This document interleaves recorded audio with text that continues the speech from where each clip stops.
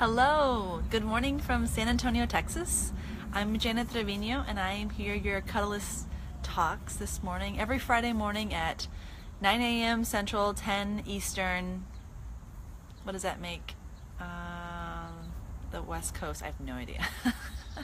I'm not thinking clearly, I wasn't prepared for that one. Anyway, so here I am talking to you on the Cuddlist Professional Cuddling Facebook page. So please, if you're interested, like the page. If you're not already liking it, this has got shared around, like our page and listen to us talk about Cuddlist and cuddling and what this looks like in the world and all the different things that I talk about. So I'm here to talk about a subject that's been really hitting me a little bit hard this past week, last few weeks, maybe this last month, as I talk a lot about the positive things about coming to see a professional cuddling person, Cuddlist. I am recognizing that not everyone has really good, warm, fuzzy feelings after a session. That it's normal to have other feelings that may be perceived in our society as negative, and they're not always negative. They're perceived as negative, but it can be really part of our healing process. And so I'll just go through kind of quickly what this all looks like. So basically, in a cuddling session, again, it's just not just like you're just not holding someone and that be it. There's so many things that are at play, with communication, mutual consent, asking for what you want, and so of course our practice is built on that, which is awesome. Like even if you just come just to tell someone I want this, just to practice that is phenomenal. And then of course you may get a yes. I'm usually a yes to most things because as long as it follows the code of conduct, I'm good. And so it's a yes, right? Yes, let's try that. Let's put our feet together and have our toes touch, kind of a thing. That's fun, that's exciting, it's cute. And then, what kicks in, right? In a session, you're kicking in hormones. You're looking at oxytocin, which is that bonding hormone, which is what mothers and babies experience after uncomplicated birth, right? Births look all sorts of different ways, but like in most births, there is that kick in of oxytocin that helps mom and baby bond.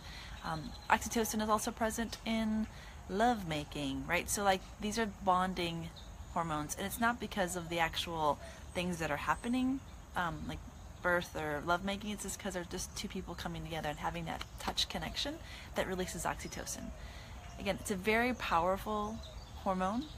Drug. You can get it, I think there's some over the counter, you can pick it up. I don't know, go talk to your doctor about that if you need it. But it is something that is essential. It's needed for living, and it feels really good. So you have oxytocin, you have dopamine, which is that high, that runner's high that we can get, which releases of course endorphins as well, that desire to take risks and to kind of explore the world. And then you also have serotonin, which is what kind of high serotonin means less depression, right? So serotonin is what combats depression. And so again, that hormone is present. I wish I knew more details about it right now, but I just didn't remember. Anyway, so all of these hormones are kicking in, endorphins, feels really good, and yet not everyone leaves a Cuddlist session feeling really good. So what are some options? Let's start off with the good, feel-good ones, I guess. Ones we label as feel-good. People feel really complete and content, right? Because they were heard, they got what they wanted. It just feels really good to have that attention and to get the touch that we're looking for. Other people may experience that euphoria, that high. They leave a session feeling like they can conquer the world, confident and willing to ask other people in their lives for a touch, which is, I think, kind of the hope that I have, is that people begin to get touch in other areas, not just with me. Other people may feel relaxed and calm. They may feel sleepy and tired and looking to take a nap, either abnormally, like in the afternoon, or they might just go somewhere and just kind of just rest, and may need to take the day off from work because it can have that effect as well. Usually, just because of science, they've done studies on oxytocin and sleeping, and oxytocin is able to help people sleep better at night and also reduce night terrors. So it's phenomenal that you can get that therapeutic results as well. And then comes in some of the other feelings that I've been kind of struggling with a little bit in understanding and explaining and preparing my clients, because they're just, again, when we feel a negative feeling, what we label as negative, we immediately reject and resist it, and we don't ever want to go down that path anymore because we're scared of that feeling. Cuddling can also open up this huge vulnerability in our life. Like, we start to experience the loss and grief that we've had in the past. A Cuddlist session may reveal wounds, maybe from a parent or another family member or a past lover, and those memories are deeply deeply buried in a lot of people, and so when they're brought to the surface like that, it can be overwhelming. Oh, I think we have a plane coming by. I live near an airport. Okay, I think it's over there. So I want to get this kind of quickly done so that no more planes come by.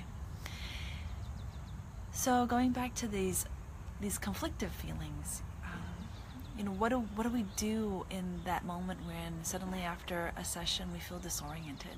Like, I'm uncomfortable with, I'm lost in my world. Or how about when we feel sadness and grief and loss?